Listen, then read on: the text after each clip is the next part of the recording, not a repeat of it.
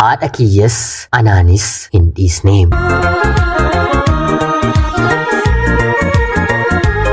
Yeroodhaaf maqaa kiyya himachuun barbaadu kanan dhaladheetti guddadhee Jiituu Magariituu Oromiyaa keessatti barnoota kiyyallee kutaa 1 hanga 10tti seeraan baradhee ergan xumuree booda sanaan booddee gargaarsa haadha kootiin kolleejjii seeneen dippiloomaadhaan baradheellee eebbifameera. Haatii fi abbaan koo intala dubaraa tokkitti anaan qofa qabu. Haati kiyya anaan erga deessee booda carraa daa'ima lammataa abbaa kiyyarraas ta'e nama biraarraa argachuuf yaaltus haa ta'uutii garuu milkaa'uu fi hin dandeenye. Abbaan kiyya baay'ee nama cimaa ture. Nama barate beekumsii fi sammuunsaa waliin kan deemu mana barumsaa godina keenyaatti qacaramee waggaa 4 qofa dalagu. Daayirekteera mana barumsaa qophaa'inaa godina keenyaa ta'ee nama tajaajiluu jalqabeedha. Waa'ee isaa namoonni yeroo natti himan dhaga'een hin quufu. Waa'ee nama du'ee gaarummaa qofa haasa'anis haa ta'uutii garuu waa'een abbaa koo adda akka ture haati kiyyallee dhugaa naaf baati. Haa ta'uutii garuu yeroo tokko biiroon barnootaa Oromiyaa godina keenyaaf kompiitara hedduu ergee haa ta'uutii garuu kompiitarri ergaman magaala keenya akkuma gahaniin qaama haga ammaatti eenyummaan isaa hin beekamneen butamanii nama dhuunfaadhaaf gurguramanii. Kanarratti jalqaba irratti kan shakkame abbaa koodha.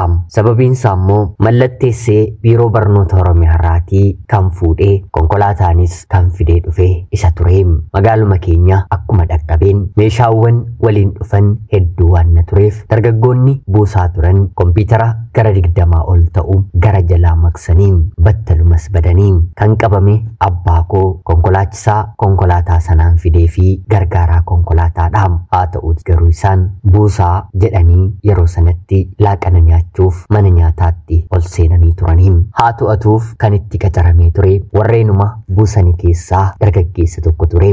Karaa duuba buusaa jiranii bosona guddaatu jira. Dargaggoonni kuni kompiitaroota kana karaa bosona kanaa hodhuun konkolaataadhaan gara biyya biraatti maqanii hanga abbaan kiyya boqotuttis dargaggoota kana keessaa namni tokkollee gara magaala keenyaatti hin mul'anne.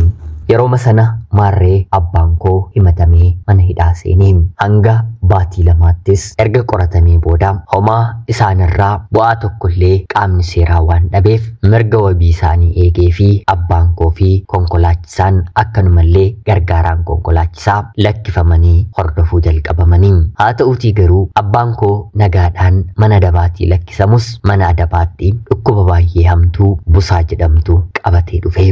Baay'ee isa dhukkubee qorichas mana yaalaa deemee fudhachaa ture. Haa ta'uutii garuu dhukkuba kanarratti kana dura dhukkubni inni qabu asmii kan laphee namaa ukkaamsu ofumaafuu dhukkuba gahaa kan ta'e lamaanuu itti taphatanii abbaan koo mana adabaatii bahee yeroo umriin koo waggaa 8 kutaa 2ffaan baradhu addunyaa kanarraatii dhukkubsatee darbee baay'ee kan nama gaddisiisudha.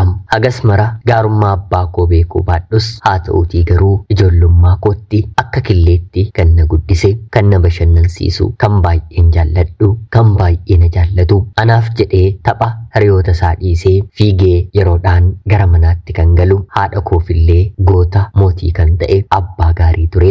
Du'aaf hin toliitiiniitii gaarii garraamii namarraa butti abbaa koo ijoollummaadhaan narraa butte. Hireen kiyya haadha koo waliin guddachuudhaan haati koollee akkanuma nama naaf duutu anaan guddisuuf bu'aa bahii hedduu keessa baate. Barattee yeroo sanatti barnoota ishee waan hin xumurreef abbaan koo boqotee baatii 4 booddee hojii haraqee naquu, farsoo naquu fi kanneen kana fakkaatanitti galte. Obboloota ishee hangafan 2 magaalaa Finfinnee jiraatan illee ni qabdi turte. Erga abbaan koo boqotee haati koollee xiqqoo nagaa dhabuun darbee baay'ee ishee dhukkuba ture. Isheen illee na jalaa boqot jedheen baay'ee ni yaadda'a. Haa ta'uutii garuu obboloonni ishee magaalaa Finfinnee jirani kuni waama yoo taatellee nuti dafnee si dhaqqabuu hin dandeenyu gatii mana kiraa si dandeenya asuma Finfinnee keessa taa'iitii hojii biyyatti hojjettu hojjetadhu asittillee gaarii siif ta'a jedhanii waamanii magaalaa Finfinnee gallee mana xiqqoo nuuf kireessanii haadha koo waliin hojjechaa jiraachuu jalqabne.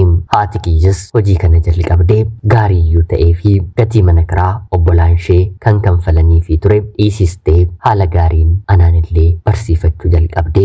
Anis jabaachaa guddachaa barnoota koottillee cimaan dhufeem maalis yoo ta'e dubartiin qobaa jiraachuun hin maluufeem guddaanis xiqqaanis dargaggeessi kamuu afaan dubartiitti banaam yoo baatu yoo galtu haadha kiyyarra miira gammachuu hin argu maallaqa qabaattus hojjettee bu'aa hojii ishee argattus haa ta'uutii garuu dargaggeessi kamuu galgala dhufee balbala nutti rukutaam eenyummaa isaa otoo hin beekiin eenyummaa keenya otoo hin beekiin baay'ee nu rakkisaam haati kiyya mataa isheef hin sodaattuum anaaf sodaattiim egereen koo ni bada jettee sodaattiim mana obboloota ishee nagalchitee qofaa ishee jiraachuuf yaalii gootee turteem haa ta'uutii garuu haadha koorraa gonkumaa addaan ba'uu waan hin barbaanneef jireenyuma isheen jiraattu jiraachuu murteesseen dideen mana obbolaatti isheetillee deebi'eem torban tokko baatii tokko mana isaanii taa'uu jalqabeen gara haadha kootti deebi'ee badaamu gatiima tiraanspoortii gara mana ishee nageessu yoon argadhe isaan jalan taa'uum barnoota illee naaf jijjiiranii mana barumsaa gaariillee nagalchanii dadhabaniin haa ta'uutii garuu kan hin qabu haadha koodhaaf kan isheen qabdu anaanidhaaf haadha koorraa adda bahuun barbaanneem eega kanaatii obboloonni ishee yaadanii haadha kiyyaan heerumuun kee siifis mucaa keefis gaariidhaa jedhanii gorsaniim kan gorsaa turan akkuma abbaan koo boqotetti ta'us haa ta'uutii garuu haadha kiyyaaf hin liqinfamneem booddee irratti ani jabaachaa yeroon dhufu namni na waliin jiraatu siitiin illee naaf eega jettee haati kiyyaa gaa'ela gara biraa dhaabbatteem namni isheen gaa'ela dhaabbattillee waliin anaaf nama gaarii tureem kana dura ijoollee gara biraa qaba gituma ijoollee isaatiin na ilaalaam haa ta'uutii garuu haadha koorraa daa'ima barbaadee argachuu dadhabeem waggaa 3 waliin jiraatee nagayaamaan walirraa adda bahaniim haa ta'uutii garuu hanga haati kiyyaa abbaa manaa gara biraa qabattutti yeroo ayyaanaa akka abbaatti dhufee gidduu keenyatti argamuun manni keenyi akka nutti hin qorrinnu taasisaam isarraa adda baatee haati kiyya ammallee dhiira gara biraatti heerumteem xiqqoo kan sadaffaa kun immoo dhugaatii nama baay'ee jaallatu guyyaa dhugaa oolee halkanillee dhugaa buluu kan barbaadudhaam kan ammoo haati kiyya ofumaa sodaatteem bor daa'ima koorratti rakkoo otoo hin geessisin jettee abbaa manaa ishee kana ofirraa baasteem anis jabaachaa dhufeen barnoota koo kutaa 9 yeroon gahu haadha manaa gara biraa kan qabu yeroo hedduus gara biyya Dubaayitti kan deddeebi'u qabeenyas akka addaatti kan qabu konkolaataa 2-3 ofiifis ijoollee isaafis kan qabu namicha tokkoof haati kiyyaa sanyoo taatee sanyoo yeroon jedhu isiniif galaam fuudhee seera qabeessaan waliin jiraata otoo hin taane yeroo gara biyya kana dhufu haadha kiyya bira buufataam oolee bule otoo hin taane halkan daheeffatee ija namaa laallateeti haadha koo bira bulaam sanyoon isa kanaam namni kun sabaanillee Oromoo mitiim warreen kaabarraa dhufaniim araqee fi farsoo haati kiyya baastu baay'ee jaallataam gara biyya hambaa yeroo deemullee jeerikaaneetti fudhatee deemaam ofiif qofaasaa otoo hin taane hiriyoota isaafillee manni haadha koo karaa dhugaatii kanaa qoricha tureem anaafillee akkanuma gaarii haasa'aam biyya hambaa deemee yeroo dhufu uffata kophee babbareedan naaf fidee dhufaam moobaayila laaptooppii kan inni naaf fideen hin fayyadamaam haadha koofillee akkanuma akka boontu akka koortu barbaadaam konkolaataallee siif hin bita jedhee haadha koo gaafannaan lakki hin barbaadu umurii kanaan maal ta'enan konkolaataa oofa jettee haati kiyya diddeeneetteem haala hojii haadha kiyyaafillee fooyyessee fi kan dura bifa aadaatiin haraqee baastu turte mala ammayyaatiin maashina haraqee baasu magaalaa hawaasaatii bitee fe'ee fi fidee haati kiyya mana keessatti elektirikaan hojjechuu ishee jalqabdeem karaa hedduu karaa maallaqaa baay'ee nu gargaareem 100 200 isa biratti maallaqa guddaa mitiim waanuma biyya alaa deemee deddeebi'uufis hojiima guddaa keessaa waan hojjetu nutti fakkaataam kanaan baradheen kutaa 10 xumureen kolleejjii diree seeneen waggaa 3 baradheen eebbifameem eebba koo booddees kaayyoon yookiin immoo karoorri ani qabu buufata xiyyaaraa Itoophiyaa keessatti keessummeessituu yookiin immoo xiyyaara keessatti hootestii ta'een tajaajiluuf fedhii guddaan qaban tureem kana galma gahuufis afaan Ingiliffaa sirriitti baradheera deemsa moodeelingii tokkos shaakaleera wanta narraa barbaadaman hundumaa godheen si'a 3 dorgome sadansaayyuu nan kufe dhumarratti abdii kuteen achuma keessa hojii meeshaa sakatta'uutiin qacarameen hojjechuu jalqabeem buufata xiyyaaraa yeroo jedhamu namni akka waanuma guddaatti ilaalaam haa ta'uutii garuu mindaan isaan nuuf kanfalan baay'ee xiqqoodhaam oolee buleen dadhabbii malee waan hin buufadhu hin qabu mindaan achiin argadhu gatii tiraanspoortii konkolaataarra hin darbuum kanaan waggaa 2 hojjedheen guyyaa tokko haadha kiyyatti tomboo'u namni kun yookiin immoo sanyoon haadha koo mana dhufee maal taatee boossaa jedhee yeroo na gaafatu haalli hojii kiyyaa akkana jibbisiisetti nimee. Kanaanis homaa rakkoon qabu buufanni xiyyaaraa Itoophiyaa bakka ati barbaadde yoo si kaa'uu dadhabe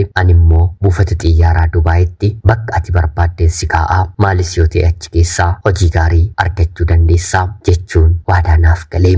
Namni kun asii kan nuti beeknu kan inni hojjetu dubartoota ogummaa isaaniitiin gara biyya ambaatti geessee hojii akka qacaruudha. Keessumaa immoo biyya Dubaay keessatti isa qofa otoo hin taane hiriyoonni isaallee hojii kanarratti bobba'anii hojjetu. Dabalataan meeshaa gara biyya Dubaayitti ergu biyya Dubaay irraatii immoo gara biyya Itoophiyaatti ergu hedduminaan hojjeta. Haa ta'utii garuu kana olitti hojiin ani achitti hojjedhutu galii guddaa argamsiisa jedhee haadha koottis anatti simaam. Abbaan kiyya erga boqotee namni waggaa dheeraa haadha koo waliin ture nama kanadha. Waggaa 7 ol haadha koo waliin erga dabarsee booda anaan carraa kana naaf banee gara biyya Dubaayitti isma waliin imala koon taasise. Siif addatti hojii ajaa'ibaa siif argeera. Yeroo gabaabaa keessatti tujaara taata. Haa ta'utii garuu wanti ati naaf dhoksuu qabdu haadha manaa koo waliin illee wanta wal si barsiisuuf akka ani sin beeknetti haadha kee sin beeknetti haasoftaa akkuma nama kaanii qacaruufan biyya kana fideetti yaaddaa. Mana kiyyas jechuun haadha manaa koo fi ijoollee koo waliin torban tokko torbee 2 jiraattaa hanga bakki siif argamutti nama waliin turtaa ijoollee bira si galchuun barbaanne jedhee natti hime. Tole jedheen hojiin kun maalumadha jedheen eeggachuu jalqabee. Yeroo gabaabaa keessatti tujaara taata waan naaf jedheef tujaara ta'uu yookiin immoo duuramuu namni jibbuu hin jiru mitire. Tujaaruman ta'a jedheen torbee 2 mana haadha manaa isaan taa'ee haati manaansaas gaarii natti taphattee nama sobee gaarii ta'uu beektu mitire. Akkanumaam ana qofa otoo hin taane dubartoota 3tu mana sana keessa jira. Akkanuma hojii gaarii siniif argeera jedhee biyya Itoophiyaa irraatii guyyoota garaagaraatiin dhufne mana sana kan teenye. Egaan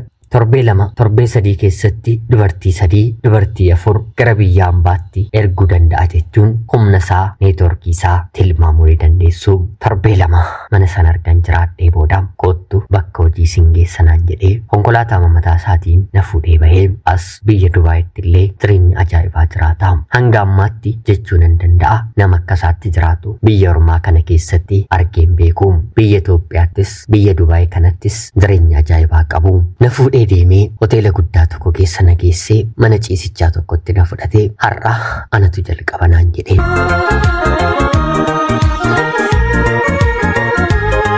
Maaliin jedheeni maaliif akka dhufte hagayoonaa siin gallee dubartoonni waliin turte sitti nimnee naan jedhee maal jechaa jirtu jedheen maqaa kabajaan waamuun na waameenii qabattoosaa ofirraa baafatee akka garaasaa na godhee ganama naannoo toora 2 kan mana sanan seeni galgala sa'aatii 2tti mana sana keessaa na baasee iyyuu miti akka barbaaddetoo taatanillee mana sana keessatti sagaleen dhagahamu tokkoyyuu hin jiru. Nyaatachumatti naaf fide hin nyaadhu jedheen didee hanga halkan sa'aatii 2tti ergan ture booda ati baay'ee bareedduu waan na taateef afaan Amaariffaallee sirriitti waan dandeessu habashaa tokko sittin erga maallaqa waliin galeera dhufee masii waliin ciisa. Haa ta'uutii garuu ati dabalataan giphiisaa keessa kan jiru maallaqa moobaayilaa keessaa fuutaa wantoonni barbaachisan gara biraallee yoo jiraate keessaa fuutaa har'aa kaasee hojiin kee kanadhaa yoo kana hin hojjedhu jette wanti nyaatteef wanti dhugdu hin jiru haga buukee dhumtanaan jedhee bakka ciisichaa sana na baasee hoteela sana keessaa na baasee gara hoteela gara biraa na geessuun kutaa ciisichaa tokko natti qollofee.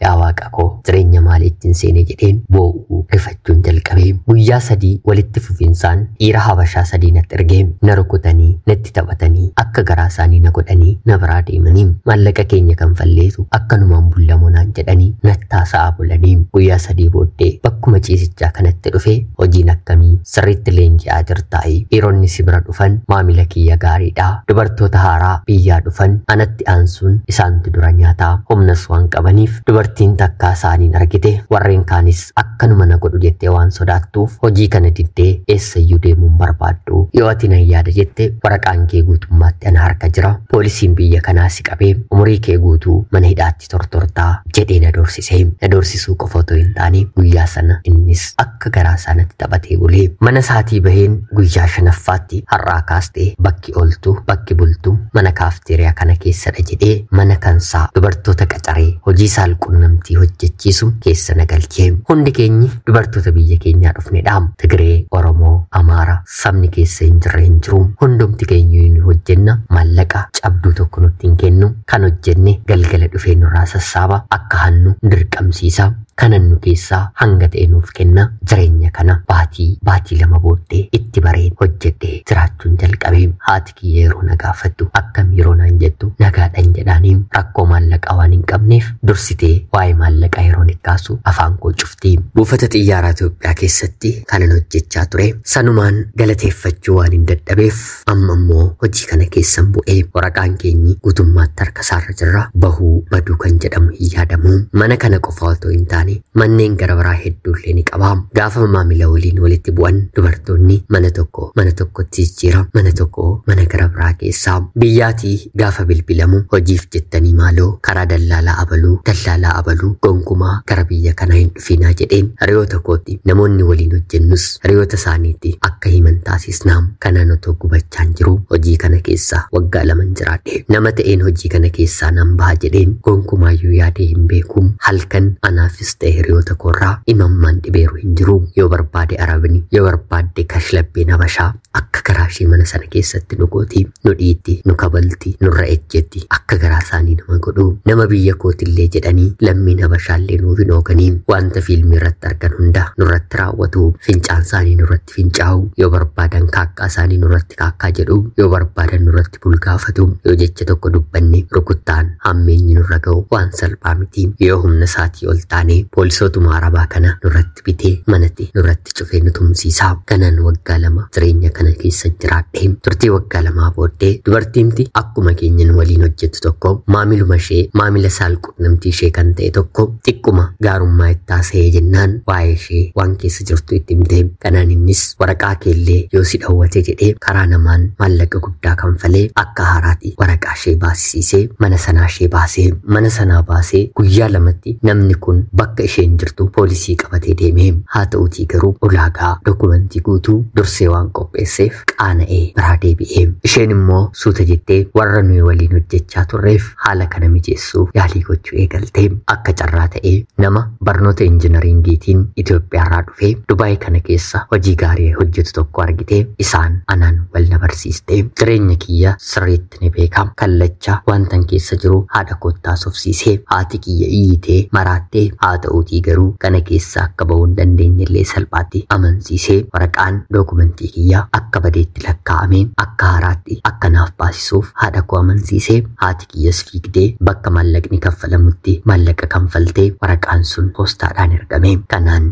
anis isa jalaan bahee ganaman bade sa'aatii 4 booddee poolisii qabatee bakka ani jiru dhufee. Haa ta'uutii garuu ragaa guutuu akka hin qabu yeroon itti argisiisu afaan qabatee nu biraa deebi'ee. Suuta dubartoota kaaniif illee tooftaa kana mijeessuuf yaalii godheera. Warreen milkaa'ee jalaa bahaniiru. Warreen milkaa'uu baatan immoo baay'ee dhamaa turanii. Booddee irratti ani dargaggeessa na baase kana waliin walii gallee gara biyyaatti na erge. Biyya yeroon galu harka haadha koo irratti nan dhukkubsadhe. Du'a jalaa Rabbi qofaatu na baasee. Imimmaan haadha kootu du'arraa na hambisee. Tokkittiin ani qabuyyuu ishee kana otoon mararsiifadhu jireenya isheen beeknetti ishee ergeen madaan kootoo gubatu. Amma immoo harka kootti na deebitee jennaan yaa Rabbii koo na harkaa fudhattaayii qofaatti na hambisiin. Yoo fudhachuu barbaadde ana ishee jiraatte fudhu. Isheen jiraanne ishee ijoollummaadhaan miidhamte abbaa malee kan guddatte dhala koo naaf dhiisi jettee boossee lubbuu koo hambisatte. Fooliin du'aa otoo natti dhufuu urgaa isaa otoon beekuun du'arraa hafee. Sanaan booddee ayyaana waaqayyoon gargaarsa waaqayyoon baatii 6 harka haadha koo irratti dhubsadheen nama keessaa ba'een deebiseen nan fayyee.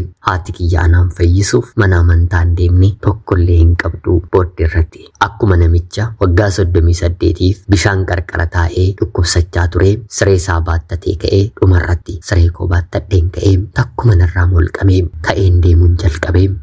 Fuulli kiyyas natti deddeebi'uu jalqabee. Dargaggeessi biyya Dubaayitti ol barris dhufee baga fayyite naan jedhee. Sana qofaa otoo hin taane haalan ittiin fayyee yeroon isatti himu innis dhukkubsataa akka ta'e isaaf galee miillaan deemuun qofti fayyaa naman fakkeessu jedhee hojii isaa dhiisee baatii 1f torbee 2 mana amantaa keessa ture. Booddee irratti si fudheen deema naan jedhee. Haati kiyyaa lakkii morma kootu cita malee dhalli koo kanaan booddee ija koo duraatii hin deemtu yeroo isheen jettu fuudhuu nan barbaadaanii jedhee. jala muree haadha kiyyatti meem haati kiyya dhugaan seenee du'a kana keessaa ka'een gaa'ela ani dhaabbadhu dhugaattiin fakkaannee amanuu dadhabdee jecha kana kallacha dargaggeessi kun isheetti dubbachuunsaa gaarii ta'uu baatus haa ta'uutii garuu gaarummaa naaf qabdu hawwiyaa naaf qabdu waan na ta'eef baay'ee gammaddee lafarra kan kalattee maarree saffisaa ka'a. Gaa'ela dhaabbadhaa dhalli koo akka mana dhaabbattu jireenya godhattuun barbaadaa kanaa ol akka gubattu biyya hambaa ishee qoruu hin fedhu jetteenii yeroo sun wal qabannee gara biyya Dubaay dhufne inni hojii gaarii mindaa bareedaa nyaachisuu ni qaba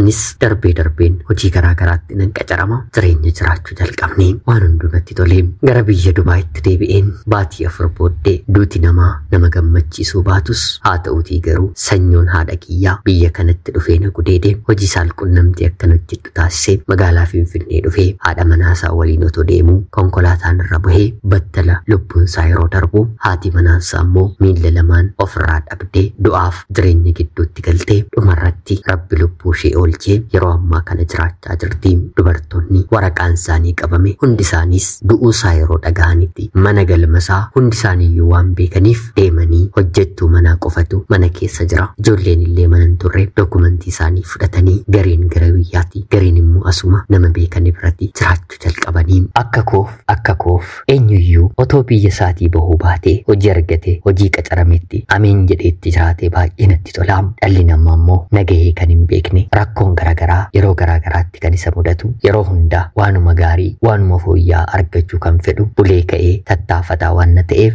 namni gara biyya hambaa dhufuuf ka'e kamuu maaliin hojjedha eessan hojjedha mee namoota bakka akkanaatii hojjetan otoon aniin imaliin dura na qunnamsiisi hojiin isaan biraa akkamidha jedhee otoo gaafatee gadi fageenyaan beekee baay'ee natti tola. Hojii sarpiraayizii dhanaan jedhee jireenya koo qileetti galchee cubbuu koo waliin boolla akkan seenuufillee karaa nama natti bane ture hundumaaf waaqni anaan oolchee har'as gita hojii kanaan karaa daldaltoota hedduu hojiin argameera. Kaasharii kaafteeriyaa jedhamanii biyyaatii gara biyya Dubaay kanaa fi biyyoota garaagaraa kan deeman lakkoofsa hin qabanii maaloo gaafadhaa yoo imaluu barbaaddan dallaalaa qulqulluu barbaaddadhaa isiniin jechuun barbaada. Ana obboleettii keessan biyya hambaarraatiin ulfaadhaa nagayaatti galatoomaa.